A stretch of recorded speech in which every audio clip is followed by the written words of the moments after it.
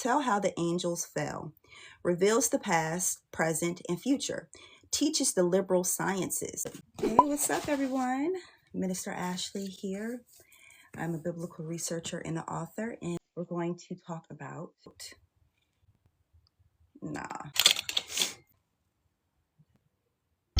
Just like magic, I'm attracted. I get everything I want 'cause I attract. Every Tuesday, we go live, we talk about, this is maybe the third or fourth Tuesday that we are diving into the topic of demons. So this card and this oracle deck is called the Occult Tarot. I also have the Angel Tarot. So when I got these maybe about 2 years ago, I got these because I was, of course I love tarot, number one. But number two is that I wanted to learn more about angelology and also the counterpart part, which will be demonology.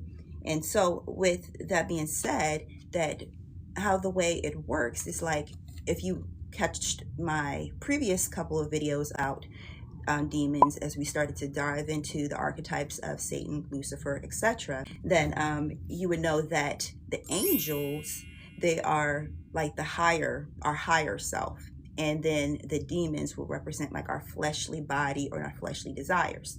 So if I wanted to, the way how I initially started to work with these tarot cards is that if I wanted the attribute of like wealth, for example, I would utilize the wealth and what is the opposite of that, like whatever that may be holding me back from that. I would pull a card and say, oh, what's holding me back from wealth or higher levels of intelligence, and I would pull a card from here.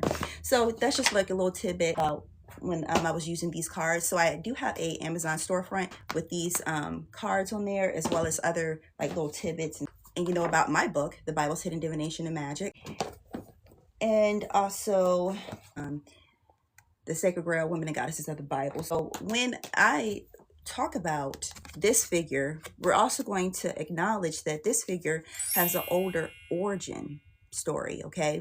And it's related to a goddess, all right? And it's actually probably representing several different goddesses. So is now people know Astaroth as a demon or a duke. And so the older history is that this is from a goddess, Arte, obviously a divine feminine, and she was a goddess, all right?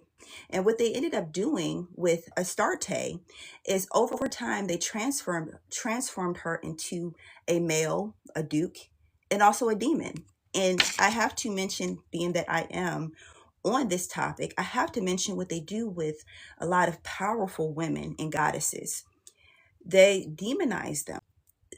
Look at the witch trials example. We had women that knew about herbs, how to heal the earth, how to heal people using herbs. But with the rise of the medical institution, the holistic practices like the midwife and cultivating the land, and then connecting with the land, connecting with the womb, etc., it started to be demonized because they wanted to replace this divine feminine art and practice with a money-making capitalistic practice, okay? So they moved the women out of the way by calling them witches. There's nothing wrong with being a witch, first of all, but they transformed the term of witch into like something that was bad, something that was evil. But this is just a woman that knows herself, knows her wisdom, and knows how to utilize her wisdom in the natural realms and all the way to the spiritual realms. I have to mention that because we mentioned about this archetype here, Astaroth. The older origin of this is Astarte. Let me look a little bit at this card. So we have Justice in this card, and it's number 28. And it says here, tell how the angels fell, reveals the past, present, and future, teaches the liberal sciences. That's just like a little tidbit about this tarot card. All right, so Astaroth is a figure with the origins as a Canaanite and Phoenician deity, later demonized in the Judeo-Christian and occult traditions as the Duke of Hell. Okay, so we're going to dive into what hell is, the history of hell, mixing witchcraft with God is. I don't believe that, sir. The whole Bible is witchcraft, sir or ma'am. Okay, actually, I talk about that in my book, The Bible's Hidden Divination and Magic. Okay, you just been taught wrong. Okay, you don't know the history. Just like with this, how they demonized the goddesses and everything like that. So you can either stay and listen and learn or not. I don't care, either or way. I mentioned a little bit about with this tarot card. So with these tarot cards, they also have like seals or sigils. And who worked with seals and sigils? King Solomon worked with seals and sigils, and he also had many wives. And so I've mentioned this before. I talk about how like Solomon, with his almost the equivalent of 1,000 women in his life, whether concubines or that what he would do is that he would cipher their energy and learn their crafts. And that's another way how throughout history people would not only acquire wealth as far as like their tangibles like a palace, land, etc., but also obtain knowledge by integrating. And so that could be like a union such as a marriage, but also the coming together to consummate the marriage, if you will. And so this is another practice that was widely used in ancient cultures, and even like some people still probably use this now.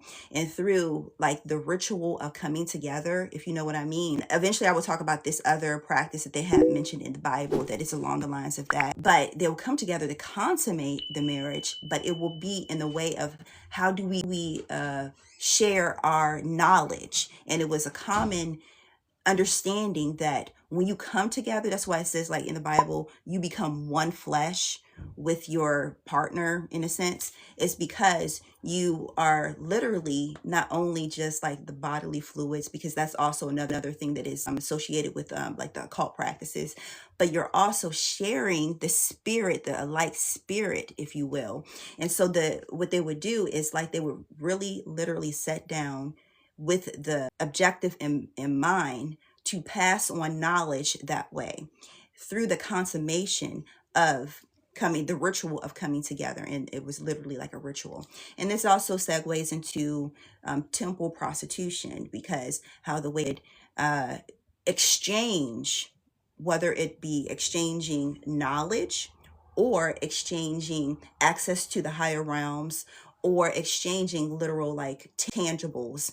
And they would at times use this as a portal of how to obtain higher knowledge. The Queen of Heaven is mentioned in the book of Jeremiah in the context of the prophet condemning such religious worships and being the cause of Yahweh declaring that he would remove his people from the land. I have to explain this for those that may not know. If you're part of a pantheon of gods, and it's almost like in siblings, and your parents give you an inheritance. So you get an inheritance of land and a inheritance of people to follow you. So Yahweh had his allotment. His other siblings, which will be part of the pantheon, had their allotment. That's why God says, I am a jealous God. You shall serve no other, because what is there to be jealous of if you're the ultimate God? But you're part of a pantheon. That's what it really is. And so that was the problem. Like if Israel, if God's chosen people were going to worship or mingle or obtain knowledge or to intermingle or date or marry with another people, then that is your allotment. Your people, they aren't faithful to you in a sense. And so that's where the problem really lies with. It's not really the practice, because every practice, as you see, I'm going to be posting videos like as far as how sacrifice mentioned in the Bible and other topics that people either avoid or they just say that, oh, God wouldn't do that. But when we do if you really go read, one, you will see it in the Bible plain as day, but also especially if you do the research, that you will see. And so it's not a problem when God does it, the God of the Bible does it, but it is a problem when the outsiders do it. I think I will post this video too, but I have several other videos before this, a part of this series. Initially tonight, I was going to talk about the number 666 and what the origins of that number and what it really means, and also some of the esoteric understandings surrounding that number. But I think I'm going to save that for like another Tuesday, as we are dedicating Tuesdays to these types of studies, diving into deconstructing the myth known as demons. I'm Minister Ashley. I'm a biblical researcher and author. My books, you got two of them right here. The Bible's Hidden Divination and Magic, The Sacred Grail, Women and Goddesses of the Bible. I have a tarot and oracle journal, the I Am That I Am Divine Guidance cards, some other stuff real soon. I'll talk to you tomorrow. Many blessings. Peace.